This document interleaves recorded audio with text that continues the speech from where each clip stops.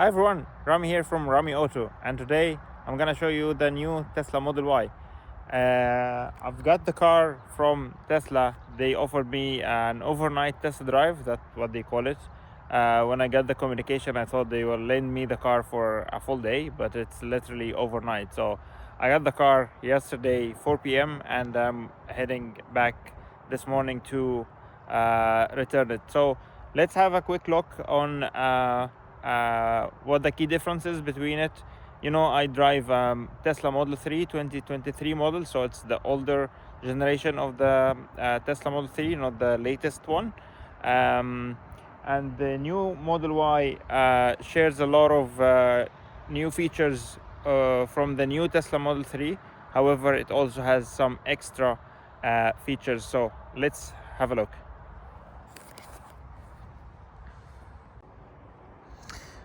So initially you can tell from the front end of the car it's a lot more like the Cybertruck design with this long glide bar, and also we have seen this featured on the robotaxi that Tesla announced a few months ago. And they actually use this Tesla Model Y as a trial version of the robotaxi in some states in the US. But yeah, in general, the headlights now are moved to here. So this is the main headlight. Previously, this piece used to be the fog lights. It used to be smaller than this, but now they moved the main headlights here, and this is just a light bar that goes across the car. We can also see that there is now a front camera at the bottom here. It's really handy. It gives you very good view of the road. These are this car is the launch edition, so it comes with the sports wheel, the 20-inch wheels. Very cool. The car from the side hasn't changed much, so if we zoomed in a little bit, you cannot say if it's the new Model Y or the previous Model Y. But if you zoomed out a little from the front end, you can spot the difference. From the rear side, not too much, but exactly the same door design. If we look from the rear end, it's completely different, and is I don't know, the design could be controversial, but I honestly like it. The continuous tail light design makes it distinguished from the older models, and they have the bumper now extended a little bit, and of course we have the launch edition logo back here. Let me get the car on to show you the light bar. So this is the tail light when it's on. So we have this diffused light over the Tesla logo. I think it looks really cool. And we have here the rear camera, and the boot is massive. We have a place to store the parcel shelf here that goes on top and sticks with magnets. You have the underfloor storage here. You have two storage pockets, right and left. Also this part, you can lift it and you have some extra storage here for small things, maybe cables or whatever. There are some tying anchors here, there, and one here. Also have 12-volt power outlet here that comes very handy as well. And we can lower the seats electrically here, up and down. I have one of the seat belts on, so I cannot. Let's unbuckle this, and now you can lay flat both You can literally put a mattress here and sleep or camp in the car. It's really huge, and there's no loading lip.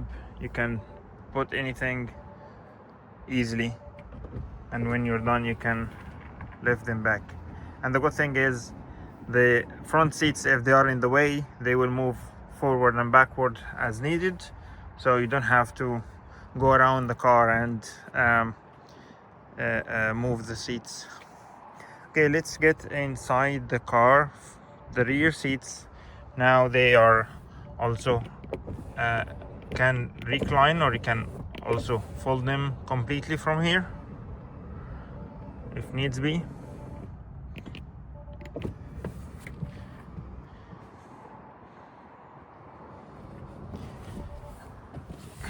To get inside, leg room is very decent, and the seats are a lot more comfier than the previous one. They come heated, not the 3 seats, not the whole row. The middle seats not heated, but you can control the climate from the rear screen, which is also a very nice addition. You can adjust the vent by swiping here, as in the front. Unlike the previous generation, it had normal vents. I have 2 USB-C ports here. You can control the seats as well. You can move the passenger seat front and back from the screen, of course if the seat is not occupied. And we have entertainment. So my kids were with me yesterday. They loved the entertainment on the screen, and you can pair Bluetooth headsets to the screen, so they can listen to whatever they are watching, while I can listen to whatever I want on the radio or music or whatever on front. There are also some games, so they can remain entertained on long journeys. And the good thing is, from the front screen, you can disable it if you don't want to give screen time to your kids, but that's a different story. One other thing I really like about the new doors, the new interior in general, it's very well built. The quality is a lot better than the previous ones. So all the buckets, besides they are big and huge, they are also lined, so if you put anything inside them, they won't rattle. The material is not cheap at all compared to the previous ones. Leather and Alcantara and fabric on the door trim, and the accent lighting continue as well in the back. So let's have a look at the Frunk. Unfortunately, it's not electrically operated. You have to open it manually, but the size here is massive. And the new thing is they have a drain plug, so you can use this as an ice box if you're going for a picnic or maybe a road trip or camping or whatever. You can put anything wet here, an ice tank, wet clothes from swimming or whatever, and you can easily clean it and wash it down and drain any excess water, which is really handy. So when you get inside the car, the launch edition, you will see this animation welcome logo. Is a quick look on the interior. The door design similar to the back, so got a mix of between leather, fabric, Alcantara, speakers,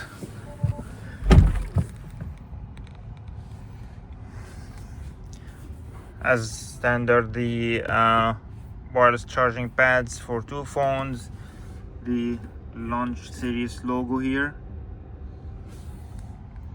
and the storage is huge, so it's very deep inside. Also have Another storage here is also deep inside, and the cup holders can be hidden by these doors, similar to the new Model 3 design. Same here, the doors are lined. So in my Model 3, the old one, the rattle annoys me because the doors are not lined like this. So whenever I put anything here, it keeps making a lot of noise. We have Alcantara on the dash here, and then leather and the stitching. It's really overall really good quality material, and again the insulation makes huge difference. Some differences on the screen. So we have now you can here control, as I mentioned earlier, the reader screen. You can actually turn things on for the kids. You can launch apps for them, or you can lock it if you don't want the screen on at all. Consumption wise, I think the car does really well because this is the dual motor version, so it tends to consume more power than the single motor version. And I drove the car so far for 88 kilometers, and it averaged around 18.8 kilowatts per 100 kilometer, which I think really good for a car this size, this weight, and with this performance. Because the launch edition, it produces 384 horsepower, which is a lot. This car accelerates from 0 to 100 in 4.6 seconds, which is insane. As standard, we have the navigation and everything else like the previous Teslas. Let me show you the accent lights. So you go lights, and from here you can switch the light to whatever you like.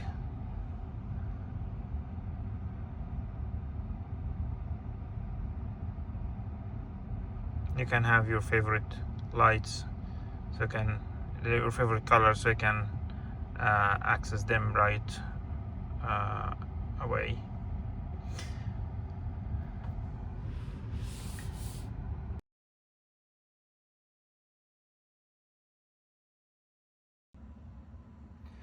So to put the car in drive or reverse, if you don't have a stock from the screen, there's a feature to allow auto select for drive and reverse based on the car position. So at the moment I'm parking in front of a wall, so it says here tap to activate the reverse. So once you buckle your seat belt and the car is ready for a drive, so I will just press the brakes. It will automatically shift in reverse because the car knows that I cannot move forward, and then I can basically accelerate and pull out of my parking spot like so. Once I stop, it tells me to activate drive, turn the steering wheel the other direction, and it automatically shifts to drive. And also it switches the camera to the front camera, because now the new Model Y is equipped with a front camera at the bumper to give you a view of the road in front of you, which is really nice and handy if you're driving through narrow lanes or narrow streets, or trying to navigate a small or tight parking spot, because it's relatively big car compared to the Tesla Model 3. Another thing I really like is having the camera button shortcut on the steering wheel. So like whenever going through a tight spot, or you would like to have a look on like the side of the car if you're trying to park or going through a narrow lane, you can just press here and it will pop up the camera view from rear and the two side cameras as well. And also you can swipe down like so, and it will show you the front camera. So like that, very handy. So what I don't really like is that although Tesla put an indicator stock here on the Tesla Model Y, the new Model Y, unlike the Model 3 Highland or the S and X, but it's just for indication. So they moved the light control and the wiper control on the steering wheel, so there are buttons. Luckily they're not capacitive buttons, they're actual buttons to press, but I found myself accidentally pressing them while driving, which isn't ideal, but it's something you get used to. Like, it's currently drizzling outside, so one press will activate, and you, by the wheel here, you can adjust the wiper speed or leave it to auto, and if you want to wash the windscreen, you press and hold and it will spray. It's something you get used to, but I really don't understand why Tesla especially changes things that are already foundational in car designs. But here we are. Of course, as you can see, the accent light here is something new, and it really gives a good look to the car. And of course, you can change the colors. There are hundreds of colors you can choose from, but they are not like dynamic with anything that goes on with the car. So you set the color and it stays on. You can make it to turn on during the night only, or you can keep it on all the time as you wish. But overall, the ride quality has improved a lot compared to previous models.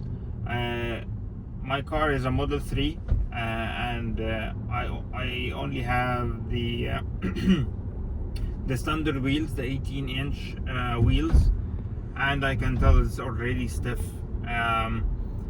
But this car, this is the launch edition, so it comes with 20-inch alloys, and it has a very low profile tires. It has 40 size profile, so normally if you put these tires on any car, it will make the ride very, very stiff and hard. However, the suspension, the new suspension is really, really soft. Over the speed bumps, it's very smooth, and it absorbs the bumps really well.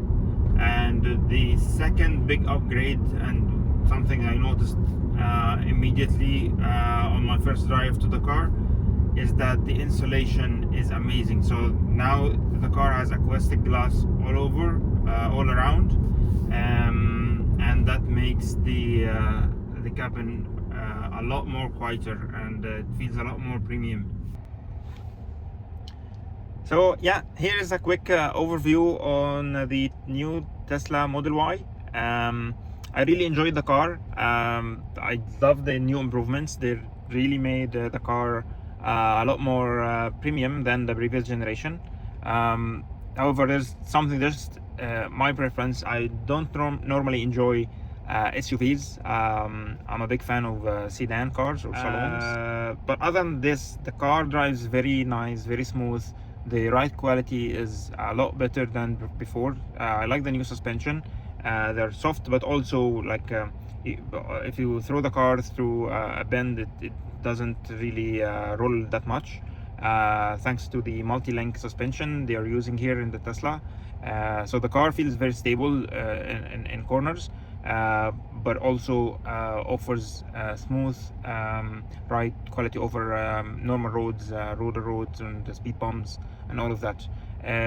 The insulation, again, one of the things that I immediately spotted, and yeah, it makes the ride quality a lot better.